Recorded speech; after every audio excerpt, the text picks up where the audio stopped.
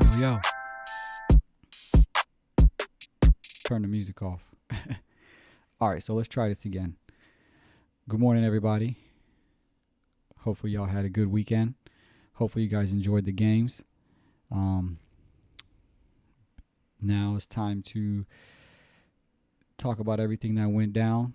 Some serious injuries. I'm sure everybody heard that Joe Burrow is going to be out for at least 3 months. That's kind of crazy, but um, man, we'll get to that. So, how's everybody doing today? Hopefully everyone's good.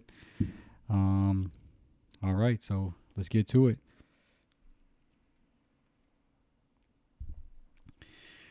We got, let me see, we got the Steelers versus the Seahawks. Um,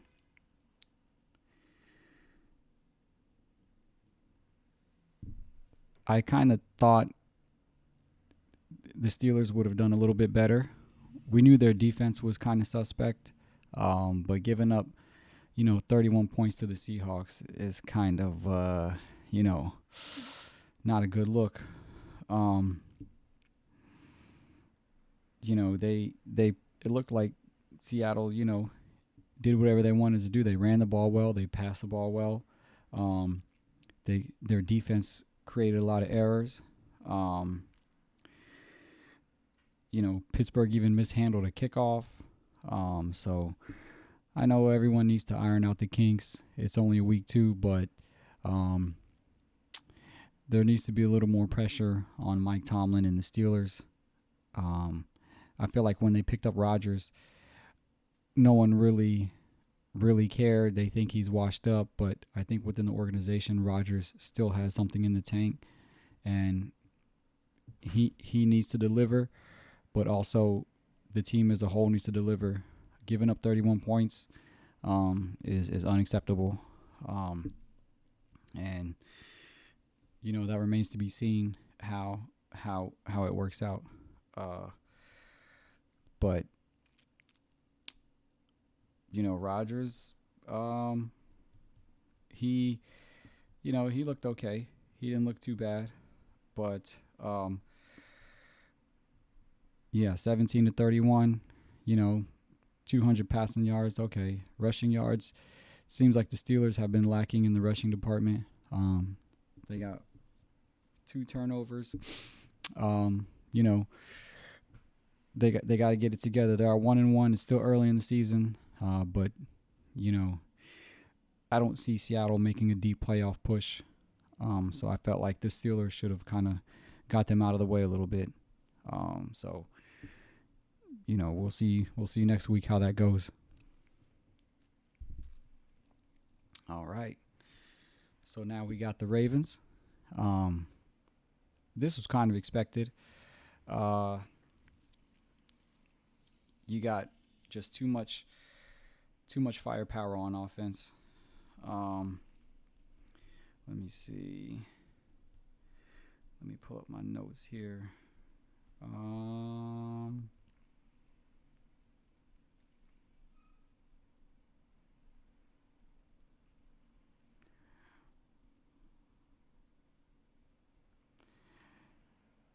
I, I thought that the defense for the Browns would have held up a little bit better. I knew the Ravens were going to win, but I mean, 41 points, against the Myles Garrett led defense, it's kind of unexpected. I was thinking maybe like 28, 10 or something like that. Um, Lamar, 4 touchdown passes. I mean, you know, Devontae Walker, DeAndre Hopkins, they all found the end zone. Um, Devontae has caught 2 touchdowns, uh, and I mean, it was Baltimore showed out. Yes, it's the Browns, but Baltimore looked in championship form. If they can continue this, I mean, we already know they're a high performing team, but uh, it's their defense that was the issue, as we saw last week versus the Bills. So if if they can get their defense in check and do everything they're supposed to do on that end and just hold other teams to maybe 17, 20 points, their offense can make up for it. A lot of firepower. Lamar and Henry alone is enough firepower to score at least 3 to 4 touchdowns a game. Doesn't matter who the receivers are. But, they got a decent core.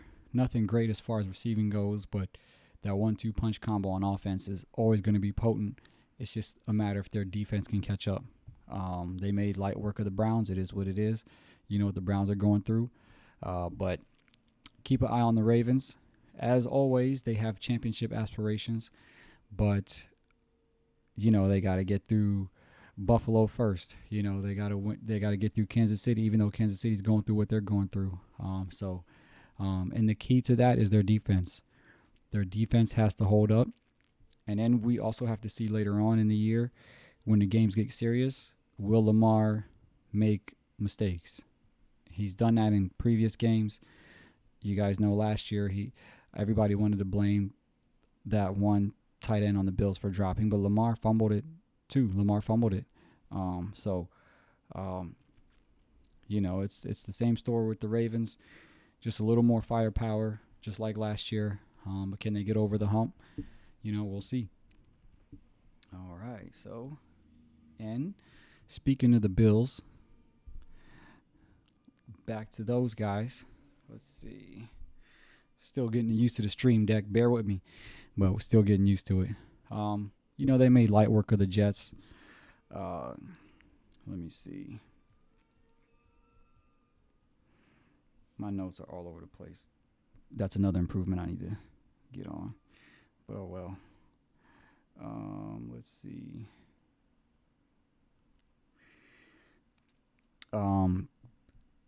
So Fields did get a concussion, so that probably is why their passing yards are so low. They ran the ball well as usual. The Jets, any team led by Fields, they're going to have some good rushing yards. But he did leave. He left early. When did he leave? Let's see.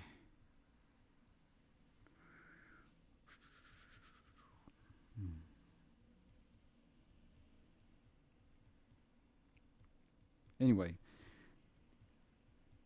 it's not relevant. Here it is. All right. So, but pretty much Tyrod Taylor, he was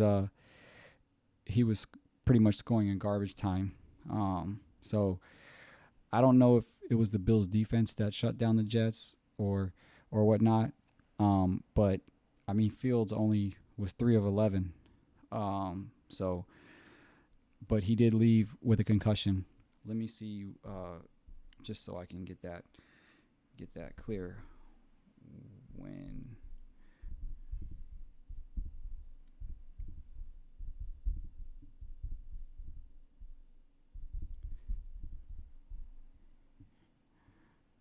okay, and Buffalo, they got 2 forced fumbles.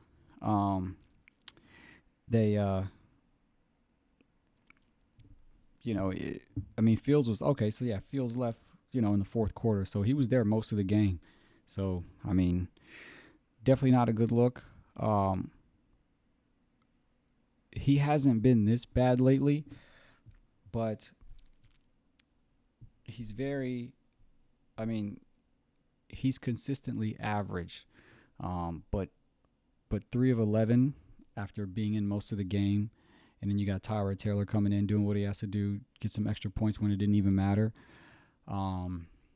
That's been the issue with Fields overall. He's been consistently average, and then he's had some pretty much bad games. So I don't know if the Jets found their quarterback. He's a good solution for right now, but if they really want to have a better future, it just seems like the Jets are always in rebuilding time. They're always rebuilding. They're always, trying to find a way. I know when they got Rodgers a couple years ago, they had the top defense. But, when they face guys like Josh Allen or Lamar Jackson, their defense isn't going to stop anything. So they really, really need to figure out what's going on offense. They just can't seem to get it together. And Buffalo's defense is not that great, so they had a chance to get some work in. Even maybe not win the game, but they had a chance to get some work in. And unfortunately, it didn't work out that way. I wonder if they're going to sit out Fields next week. Who knows? But Tyrod Taylor has always been a good backup, so we'll see how that goes next week.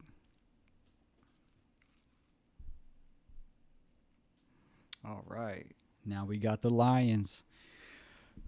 Just last week, I was talking about how they were inconsistent and how it's pretty much now or never for the Goff Campbell combo. Let's see.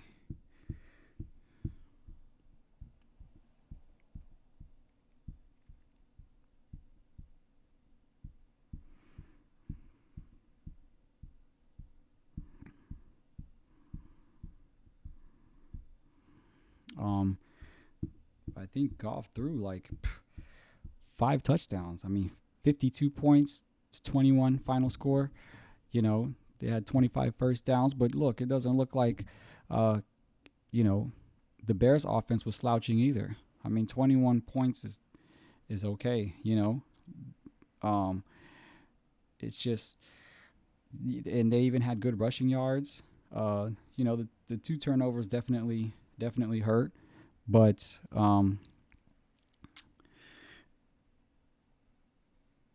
at the end of the day, I thought this would have been a little bit more competitive. But it seems like the Lions exploded, and they're making a statement that they want to be in the NFC hunt, which they have been the past few years. But can they get over the hump? Like I said, can they make it past the hurdles? Obviously, you got the Eagles, which I would say the Eagles kind of are looking. I thought they would dominate more last game because they had the Chiefs number in the Super Bowl.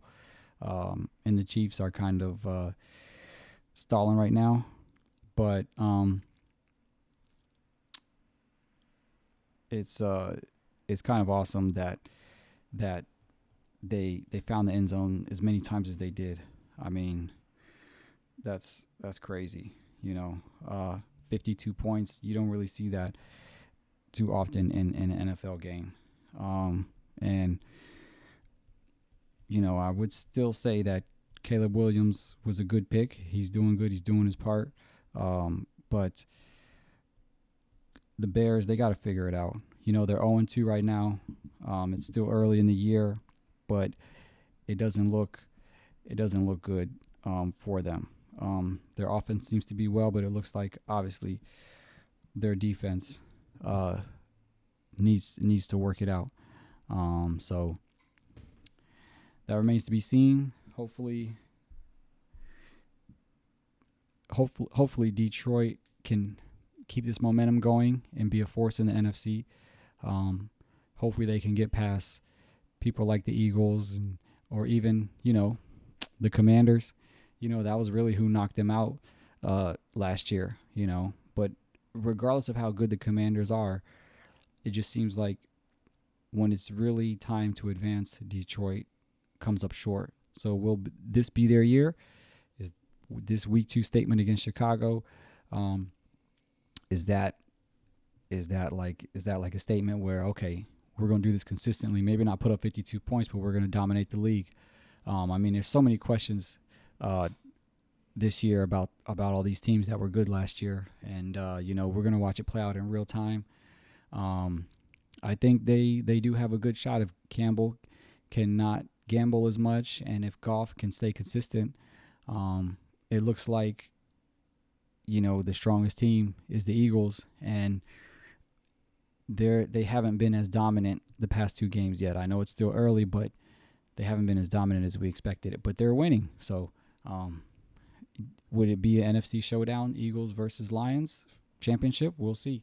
We'll see. Obviously, I want my Commanders to be in it, but we got a lot of holes on defense, so that remains to be seen. But the biggest factor in the NFC, in my opinion, right now is the Green Bay Packers. So the Lions, the Eagles, the Cowboys, even the Commanders. I mean, we got whooped, but we have to go through Green Bay. If everybody can stay healthy, there's no doubt in my mind they're going to go to the Super Bowl. So can all the other NFC teams kind of catch up or be a challenge to them? That remains to be seen. All right. So now we got the G-men. Let's see. Okay. This was another. Hold on, wrong one.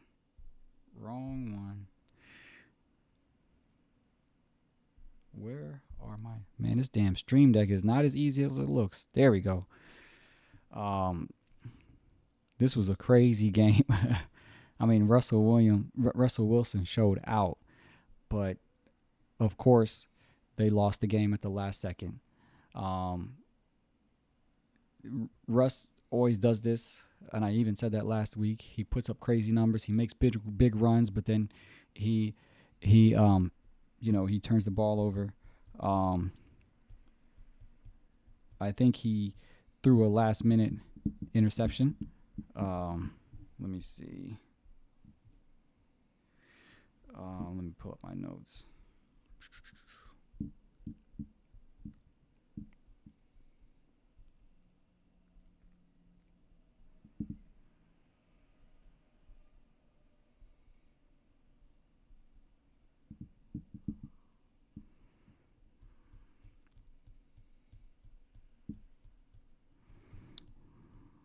Okay.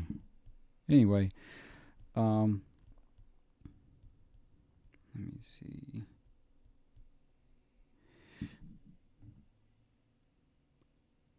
What I'm saying is he had a crazy offensive output, but came up short in the end as usual. That was a wild game in overtime, and they had an interesting stat with the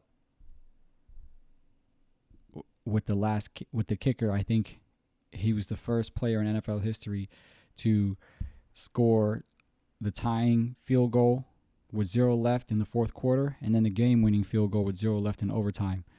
Very entertaining game. It looks like Dallas does have the offensive firepower. It's just a matter of if they can be consistent and if their defense can hold them. I honestly wasn't expecting the Giants to score this much, and Dallas gave up that many points to them. Let me see. Yeah, I mean, 37 points to an offense trying to find themselves and a kind of regressing Russell. Dallas still has some work to do if they want to compete with the Green Bays and the Philadelphias and the Lions. As I always say, that remains to be seen. All right. All right, who do we got next? We got the Eagles and the Chiefs.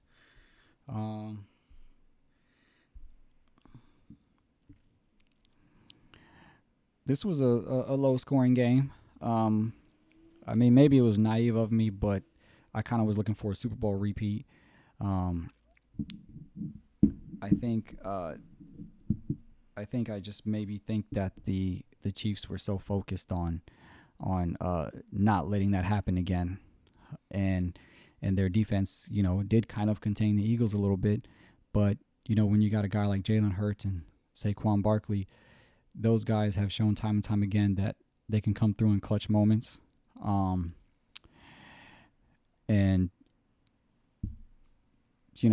the numbers look pretty pedestrian. Patrick Mahomes, it just looks like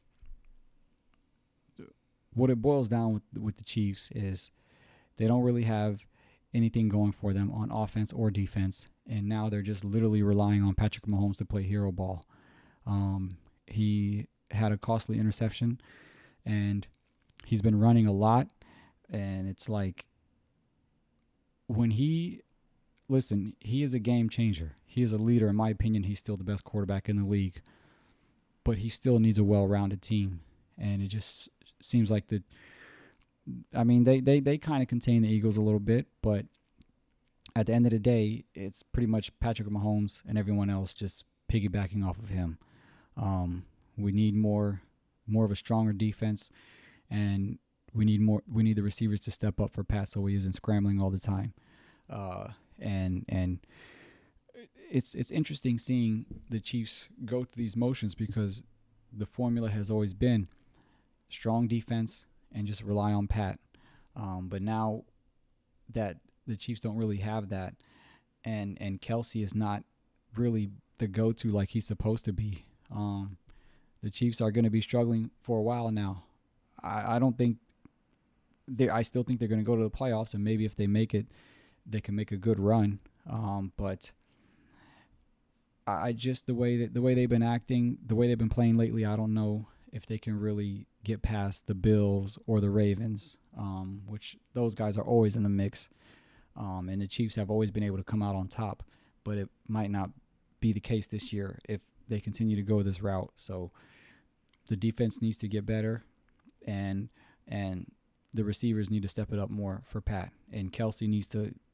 I mean, Kelsey's at the end of his career, so we don't know what to really expect from him. But really, it's all about Spagnuolo and getting the Chiefs back into the top 10 of defense if they really want to advance in the AFC.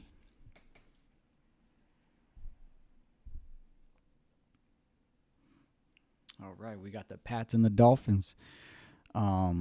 This was a good offensive game, very entertaining. Not a lot of rushing yards. Tua did his part. I gave him a lot of flack last week, but it was a good game. It's just that the Dolphins haven't really figured it out yet. And I got to update the record on the screen. I think the Dolphins are 0-2 now. But it was a good game. Drake May did his thing, 230 yards, 2 touchdowns passing, plus 1 rushing touchdown. He did his thing. But Tua did his thing too. He had 315 yards, 2 touchdowns. Finally, as I mentioned last week, Hill and Waddle needed to really get in the game, and they have a really talented receiving core, and that's why I kind of gave Tua flack. I'm like, okay, you got really good receivers. It shouldn't be that hard to get them in the mix, and he did this year. I mean, he did this game. What was it? Like I said, 315, two touchdowns, and he spread the ball evenly. He had another receiver, Devon Achane. He got a touchdown. So if their offense can play like this, they can make some noise in the AFC. I don't see them, even making the playoffs, but they can turn it around and keep everybody in place and get some defense going. But like I said, I think McDaniels is on his way out. It just seems like they're always one step behind, and they just can't make a deep push. So, hopefully he makes it to the end of the season. But I'm going to tell you right now, if they lose 4 or 5 more games, whether consecutive or not, he's going to be out of there. That's my prediction. So, but from Tua's standpoint, he has to consistently play like this because he might be in jeopardy also. So, because remember when Daniels came along, he was the only one that knew how to utilize Tua. Tua is not your traditional quarterback, your Joe Burrows, your Josh Allens, even Lamar. Lamar is developed into a great passer, which Tua is a great passer too, but he's not consistent. So, he has to play consistent, and the defense has to do a little bit better. But if they keep losing, I don't know if McDaniels is going to make it this season. So keep an eye on that. All right, so who do we got? We got the 49ers. And I don't know if you guys remember my last episode, I was definitely torn between who to pick. I knew it would be a close game. It was very evenly matched. And it ended up being that, pretty average passing day for the Saints, but they did good on the ground. They got 121 yards. And surprised that Mac Jones he did really good. He threw 3 touchdown passes. Christian McCaffrey came back in the mix. He had over 100 yards. Um, but the Saints, their quarterback Spencer, he threw 3 touchdowns also. So both offense they did good, and you can't really throw their defense under the bus. They kept each team under 4 touchdowns. So um, I don't see either of these teams going too far. Oh, there's my alarm. Alexa, turn off the alarm. I don't see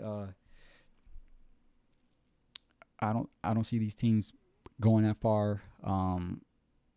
Especially as far as like the NFC, how with Green Bay and Philadelphia and even Dallas and the Commanders doing what they're doing.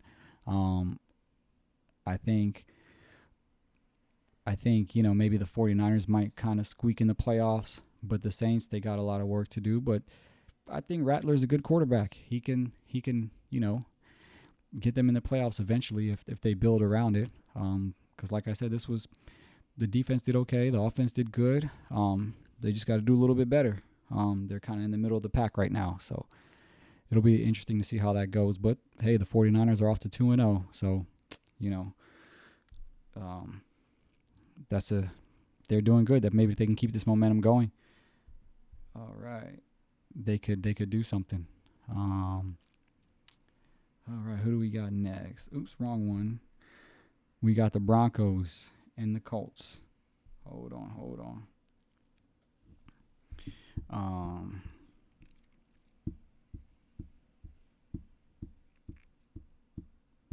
Let's see. Just trying to pull up my notes. I'm gonna get better next week for sure. I'm getting better and better by the week, y'all. I just got a ton of notes. I just got to organize it. All right, so this was another very entertaining game. Bo Nix threw 4 touchdown passes. Daniel Jones did their thing for the Colts, but it was a very interesting thing. And I know I got the score wrong on there. The Colts won by 1 point due to the missed field goal. Will Lutz missed that field goal and pretty much, gave the game away. That was Denver's game to be had. But you can sense a little bit of tension between Bo Nix and Sean Payton. He's still performing well, 206 yards, 4 touchdown passes. But at the end of the day, Jones and Taylor, they moved the ball in crucial moments. And surprisingly, the Colts are 2-0. Not too much to read into that, though. Not to talk bad about Jones, but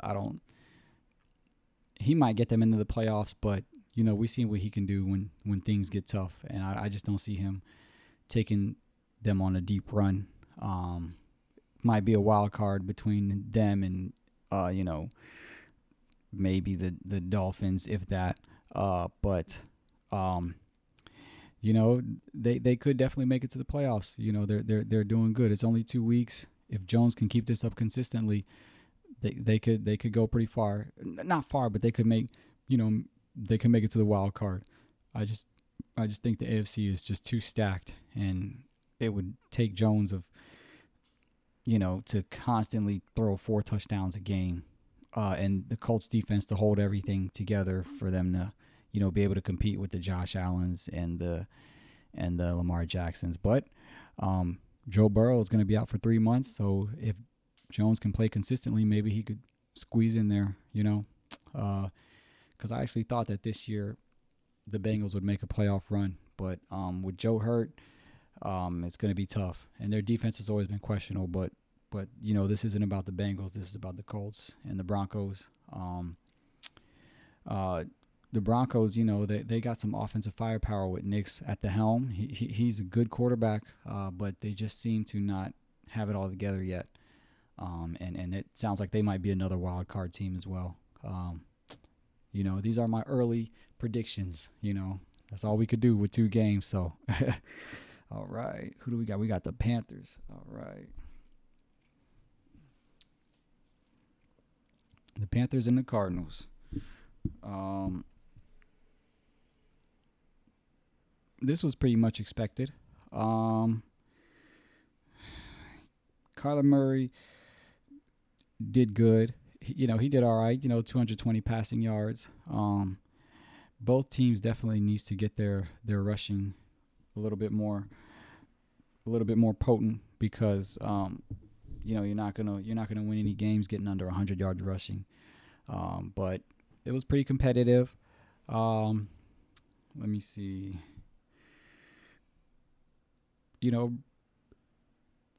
They got some first downs for sure. The Panthers. They got some good passing yards.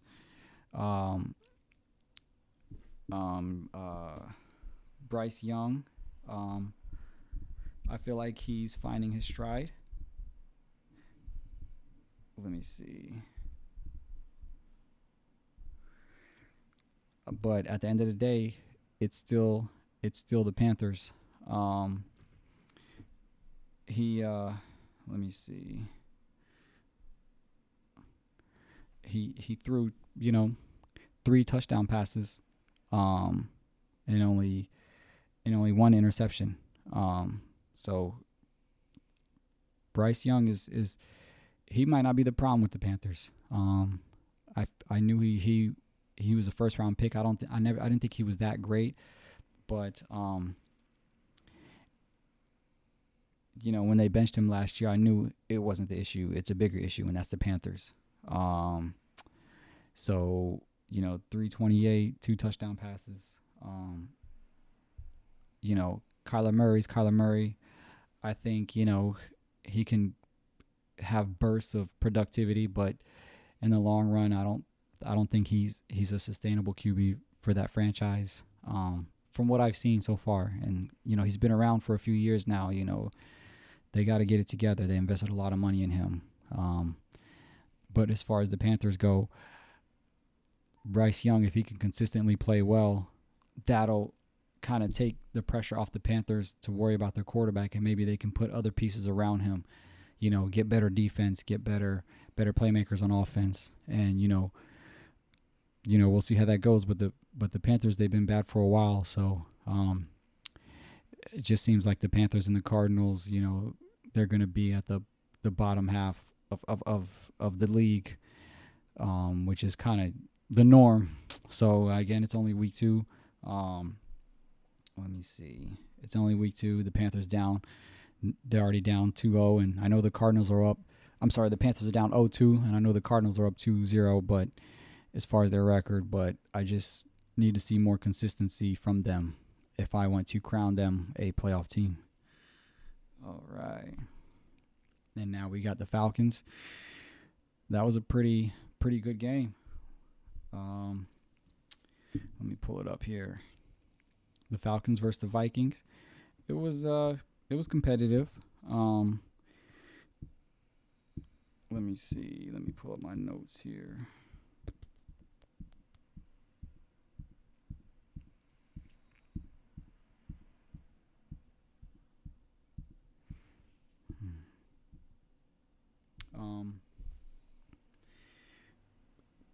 It was really like a defensive game for both teams. The passing was pretty pedestrian. But the Falcons defense, they got 6 sacks on J.J. McCarthy, forced 3 turnovers, and kept Minnesota inside the 20 almost all game. And what really carried the Falcons was Bijan Robinson. He had 143 rushing yards. And you actually can see in the chart, they dominated in rushing. And that's what kept them in the game. Penix is still a good QB, but at the end of the day, we need more out of the Falcons as a whole. And with the Vikings, they have a good team, but I don't know about McCarthy, to be honest. He's still a young QB, still competitive. He did well the week before, but are you going to get this consistently out of him? I mean, the Falcons gave him a lot of problems, and I feel like he didn't handle himself under pressure the way he could have. Um, so, but I understand the Vikings are desperate for that guy, for their quarterback to be that guy, which is why they traded, they traded away Darnold, because remember they had, I think, the best record last year, only to get crushed in the playoffs, and they did believe it was because of Darnold. But with the same kind of team they have this year, do you think if they had a great record and they go to the playoffs, would McCarthy be the one to get them over the hump? I don't think so, but that remains to be seen. And the Falcons, I think Penix is a good quarterback, but we need more consistency from that team as a whole. I don't know if Penix will be that guy to take them deep in the playoffs either. So, it remains to be seen, as I always say. So, yeah, that's my analysis for week 2. Hope you guys enjoyed it. I'll come back tomorrow with more game analysis, and hopefully be, getting better every week. And hold on, I think I forgot about the. We don't have the Bengals on here. Let me see.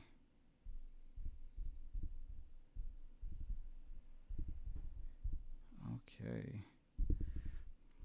Yeah, I didn't get the Bengals slide, so I'll put that up tomorrow on tomorrow's stream after the Monday night game. And we definitely have to talk about Joe Burrow. He is always hurt. Joe Burrow is always hurt. Top tier quarterback, 100%. He could be the best in the league at any given year, but he's not healthy. He has gotten injured every other year, it seems like. So I don't know what the Bengals are going to do. They put a lot of money in this guy.